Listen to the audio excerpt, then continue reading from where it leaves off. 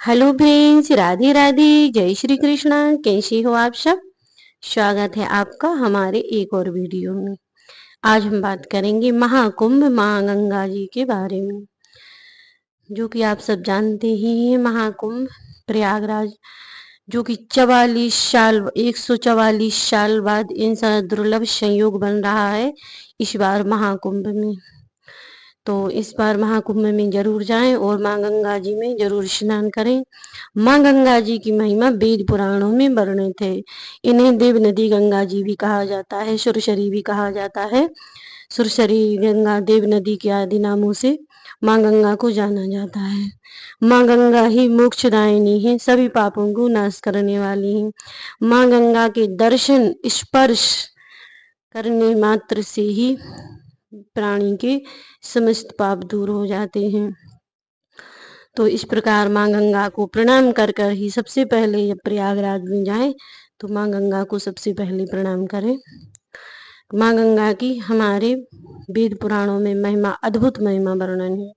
भगवान श्री राम ने भी वनवास के दौरान सबसे पहले माँ गंगा को प्रणाम किया था, रथ से उतरकर माँ गंगा को प्रणाम किया था। और माँ गंगा नदी के आते ही, प्रयागराज में जाते ही भगवान श्री राम ने रथ त्याग दिया था। इसीलिए तब से यहाँ पर पैदल जाते हैं। माँ गंगा जी को पैदल ही जाना चाहिए। माँ गंगा जी स्नान करने के लिए प्राणी को पैदल ही जाना चाहिए, क्योंकि कहते हैं कि एक एक पग जब हम गंगा जी नहाने को जाते हैं उसका फल एक एक अश्वमेध यज्ञ के समान होता है। तो 2025 का महाकुंभ भी इस बार बहुत ही खास होने वाला है। तो आप सब अवश्य जाएं और किन किन बातों का ध्यान रखें, आज इस वीडियो में मैं आपको बताती हूँ। माँ गंगा जी के स्नान करते समय, गंगा नदी के तट पर जाते समय किसी की चुगली नहीं करनी चाहिए। और जब भी हम गंगा नहाने जाते हैं सबसे पहले माँ गंगा को हाथ से स्पर्श करना चाहिए और प्रणाम करना चाहिए। और हाथ में जल लेकर आचमन करना चाहिए और सिर पर जल छिड़कना चाहिए। इसके बाद हम गंगा जी में स्नान करने के लिए जाएं तो सूर्य भगवान को जल अवश्य देना चाहिए। सूर्य भगवान को अर्घ देने से हमारे सभी पाप नष्ट हो जाते हैं। इसके बाद माँ गंगा में दीपदान जरूर करना चाहिए। नहाने के बाद माँ गंगा जी की पूजा करनी चाहिए, दीपदान जरूर करना चाहिए।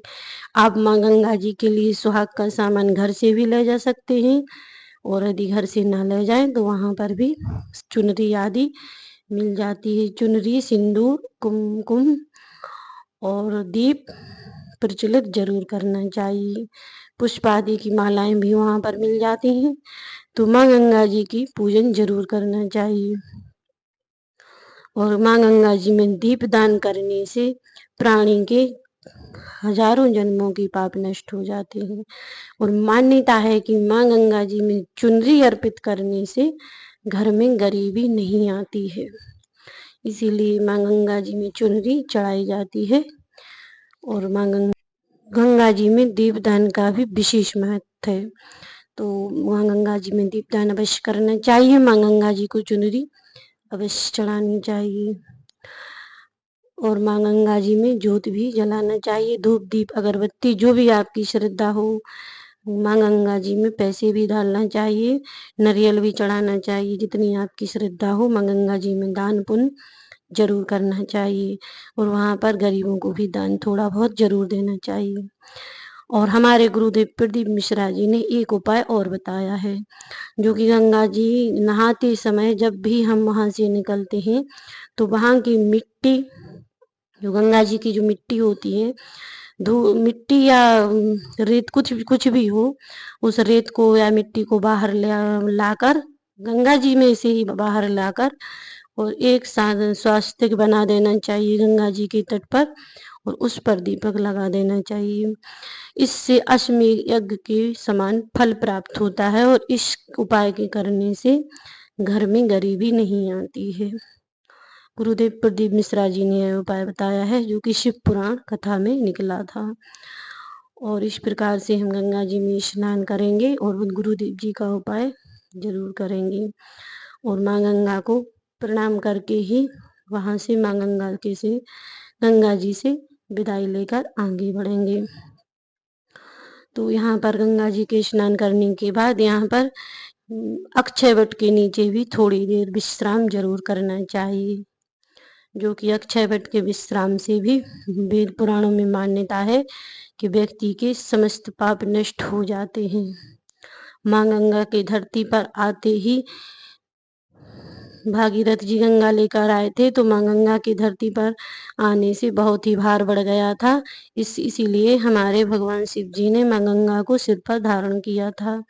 तभी से भगवान माँ शिव जी के मस्तक पर माँ गंगा विराजमान रहती हैं। तो ऐसी है हमारी माँ गंगा की अद्भुत महिमा, जिसे भगवान श्री राम ने भी वर्णन किया है। प्रयागराज में गंगा जी के तट पर भगवान श्री राम ने स्नान आदि कर माँ गंगा जी की महिमा वर्णन की है। और गोस्वामी तुलसीदास जी ने भी माँ गंगा जी की महिमा रामायण में वर्णन की है। वेद पुराणों की मान्यता अनुसार माँ गंगा ही समस्त पापों को नाश करने वाली है, मोक्षदायिनी है। माँ गंगा ही भगवान विष्णु से मिलाने वाली है, क्योंकि माँ गंगा की उत्पत्ति ही भगवान विष्णु के चरणों से होती है। तो जो प्राणी माँ गंगा की आराधना करते हैं, माँ गंगा में स्नान करते हैं, उन्हें भगवान विष्णु के चरणों की प्राप्ति अवश्य होती है, भगवान विष्णु की भक्ति अवश्य प्राप्त होती है। भगवान नारायण ने यह वरदान दिया था कि गंगा में स्नान करने वाले व्यक्ति के समस्त पाप हम दूर कर। तो जो प्राणी गंगा मैया में स्नान करते हैं, उनके भगवान विष्णु समस्त पाप दूर करके अपने चरणों की भक्ति प्रदान करते हैं। तो ऐसी है हमारी गंगा मैया, मोक्षदायिनी है। कल कल करती गंगा मैया के दर्शन ही देव दुर्लभ है। और इस महाकुंभ में देव दुर्लभ संयोग बन रहा है। तो इस महाकुंभ में दर्शन करने अवश्य जाएं। और जो प्राणी इसके घर वाले महाकुंभ में नहीं जा सकते हैं, उनके नाम की डुबकी, जो भी जाएं, जो घर का एक सदस्य जाए तो उनके नाम की डुबकी माँ गंगा मैया में लगा देवे, तो उसको ही घर बैठे पुण्य प्राप्त हो जाता है। तो इस प्रकार है माँ गंगा मैया की महिमा का वर्णन। कैसी लगी जानकारी कमेंट में जरूर बताएं। और हर हर गंगे जरूर लिखिए। जय माँ गंगे।